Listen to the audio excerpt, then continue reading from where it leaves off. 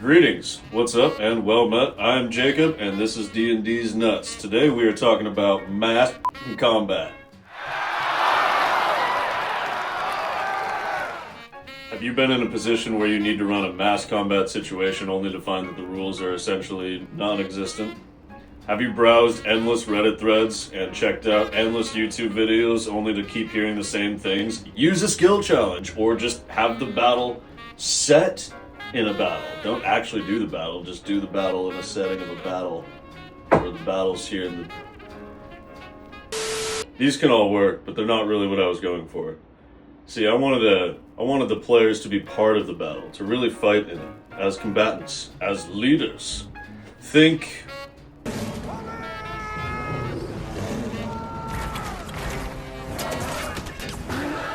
Or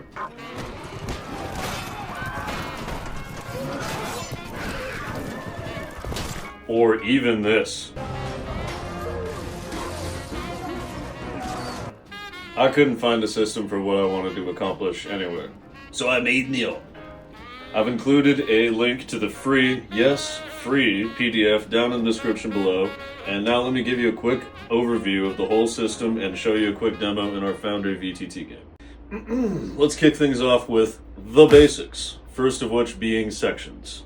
There are many different groups of soldiers and types of rank and file troops. We will refer to them as sections.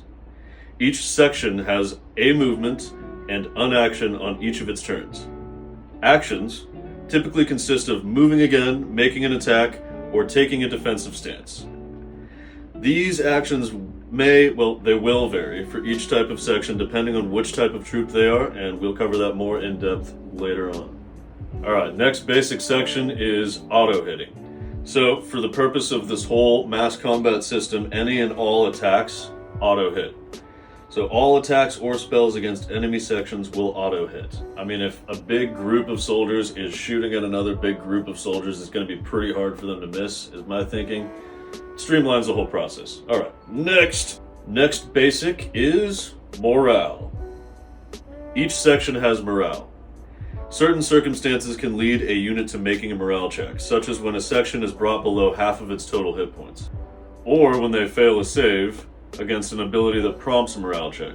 Certain units are more resistant, more vulnerable, or outright immune to morale. This will be represented by advantage or disadvantage on the save. And what is a morale check? Well, roll a d20 with a difficulty class at DC of 10. On a failed save, they take 2d10 damage from attrition. And basically what that means is if the section loses half of its total troops or hit points, the rest of them need to make sure that they stay on the battlefield or run away due to cowardice. So basically attrition losses throughout the fight. Next, we have section strength. When a section is reduced to half of their total hit points, they must make a morale check, and their overall damage and or healing is reduced by half.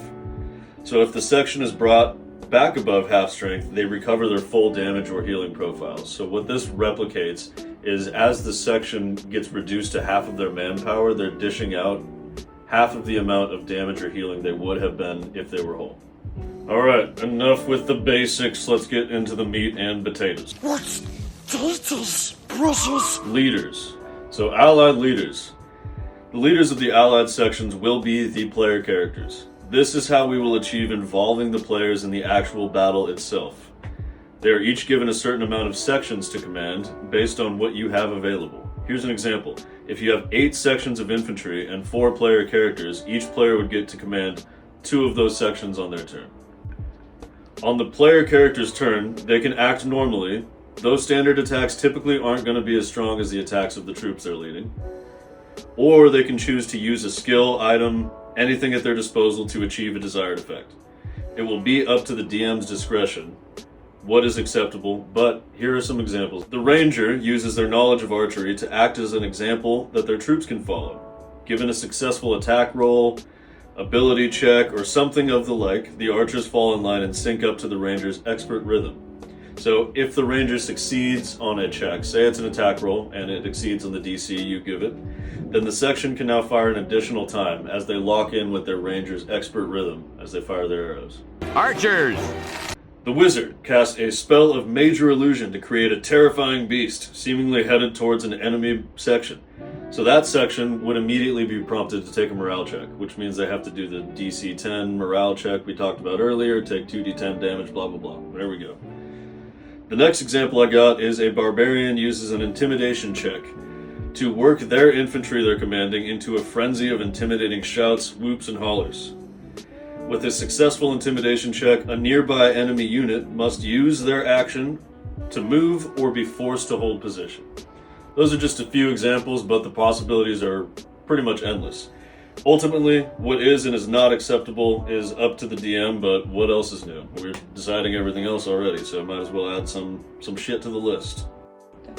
Alright, up next we're going to talk about the enemy and their leaders, if they have any. The enemies can be led a few different ways. They can be led by a single leader and take the same initiative. So the enemies would move as one and take the same turn during initiative order. This essentially leads to all of the allies going at once, and then all of the enemies going at once. Works just fine, however, I have found that it can lead to large power swings with many actions happening before the players can respond, or vice versa. Pardon me. Option 2. They are led by a single leader, yet still split the initiative order. The enemies would be broken up and have separate initiatives. The leader would still be able to apply their actions on their initiative turn, but the sections would act independently. This works well and is the method I used. However, if the battle is a large one, it can lead to a pretty bloated initiative tracker and longer rounds. Option 3. There is no leader. Also a viable option, if it would be a leaderless force, they can act on the same initiative order or on separate turns. They will just not have access to leader abilities. This can be quicker overall and make the player characters feel even more impactful on the battlefield.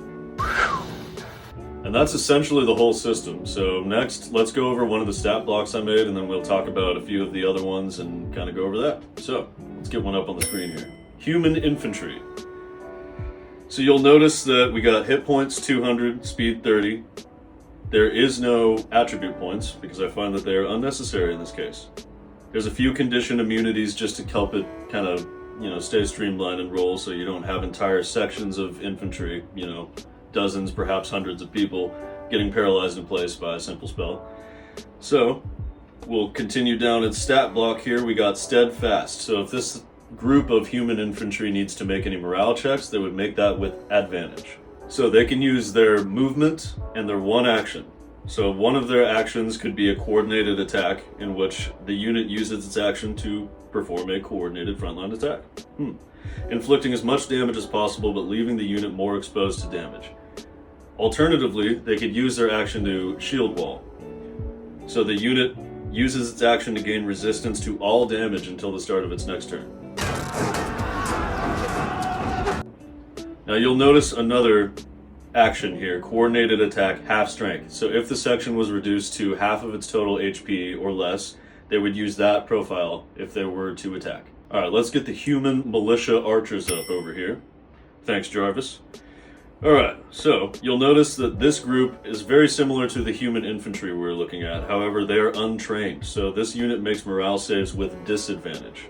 You'll also notice that this unit has a different action than the human infantry have. They have reposition.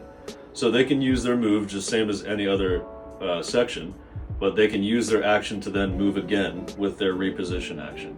Alright, let's take a look at the dwarves next. Get them up there. Alright, so you'll notice that they're a bit different than the humans in they have slow, so the unit requires an action to move. Where typically sections would have a movement and then an action, the dwarves have to use their action to move. We dwarves are natural sprinters! However, they are immune to fear, so they do not make any morale checks. They will hold their ground no matter what. And yeah, so before we switch over to the more monotone, shorter-haired version of Past Me, explain how this all works in Foundry, I just want to do a quick disclaimer. I'd just like to say that this whole system has only been playtested by myself and my group. It came about due to desperation of being a week from a campaign-ending battle and not knowing how the hell I was going to run a campaign-ending battle. Therefore, I'm open for any changes, feedback, criticism, whatever. I'm all ears. I would love to hear it. And if you end up using this system, please let me know how it went, if your players liked it, and yeah.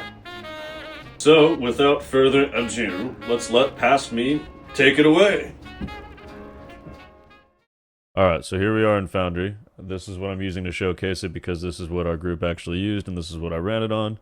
Again, it can be used in Roll20, Owlbear Rodeo, real life, anything. It's just a rule set for mass combat. You can apply to anything you want to use it for. So, first of all, we gotta get our soundscape going. If you're curious what this mod is, it's basically a mixer that you can put in your game, and I couldn't have done the mass combat without it. I've got a video I just recently did on that. I'll link it down below or up top or something. And then we'll get into it. So, begin combat. Here we go.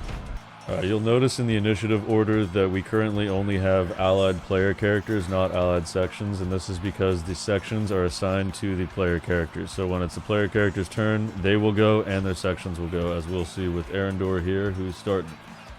He's our ranger, he's the group's archer, so in the example, under allied leaders in the first section of the PDF, the example is a ranger doing what he's going to do here. So he's going to try to inspire his archer troops here, his elven archers, to fire in a rhythm and hopefully increase the fire rate, getting them a second volley. So we're going to have him do a check here, dexterity, ability check. There we go. Let's see what we got. 24, no problem. So the elves link in with their leader here, Arendor, and they're going to target this group of orc rabble. So hell of a shot. They're not quite below half health, so they're going to use their second volley. So now they are below half health, and that will prompt a morale check. So they succeeded. If they fail, the enemies or anybody who needs to make a morale check would face 2d10 damage of attrition, basically. So a few orcs would run on that. They actually succeeded, which is actually a bit surprising because some sections have cowardly, which gives them disadvantage on the morale checks like the orcs, and then there's steadfast, which is the opposite, like the infantry of Falkenheim have here. They have advantage on their saves. Some sections don't need saves at all. They're fearless, like the dwarven infantry, for example, but we'll get to that later. So that's it for the elven archers and for Arendor, and the other section under his command are these frost giants here. So they're going to come up and try to finish off the orc rabble with a icicle volley, which, no problem, that does happen. Alright, that's the end of his turn, and we're going to Lord Erkenbrandt here. So he is essentially functioning as a player character on the enemy side. He is the enemy's commander. We're going to be using the second initiative style that I've listed under the enemy commanders section of the PDF, where each enemy unit gets their own initiative, and he is in there as well, so he can inspire his troops, intimidate enemy troops, or do anything that the player characters can do. This just allows for not all the enemies going at once and then all the allies going at once, which does work, but it can lead to some crazy power swings. Let's just say he's going to move up and inspire this group of orc rabble to move. So he's going to yell at them to get their asses in gear and get up there. More of an intimidation tactic, which the orcs don't respond well to. So that's his turn. There we go. Next up, we've got the Brantberg mages. So they're going to move up right over here, and they're going to use their lightning volley feature, which will hit allies and enemies, but we're going to try to go for max damage here. Yeah, that one hurt. That hurt everybody. Okay, that's their turn.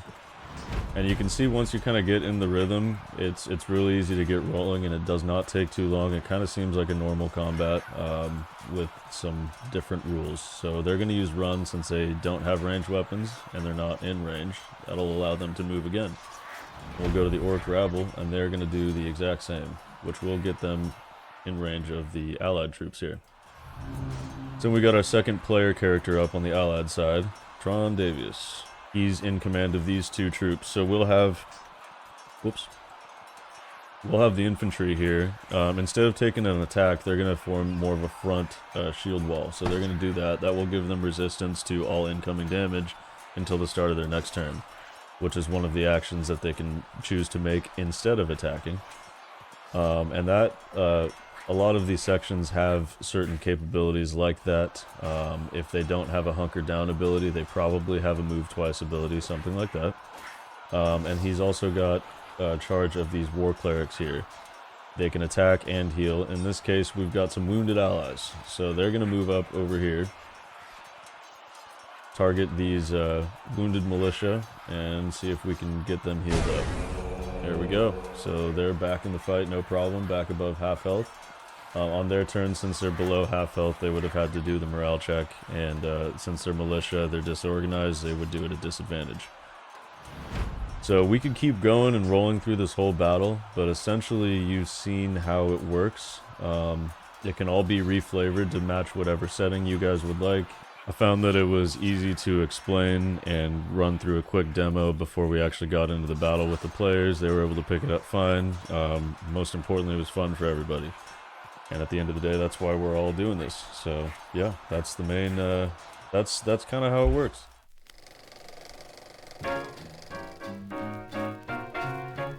Thank you so much for sticking around and watching the video. I really appreciate it, and I hope this system helps you out. I tried to make it as applicable as I could to everyone's game, so you can use this as a guideline and really make it your own. Don't forget to physically assault the like button on your way out, and as usual, may the dice roll in your favor.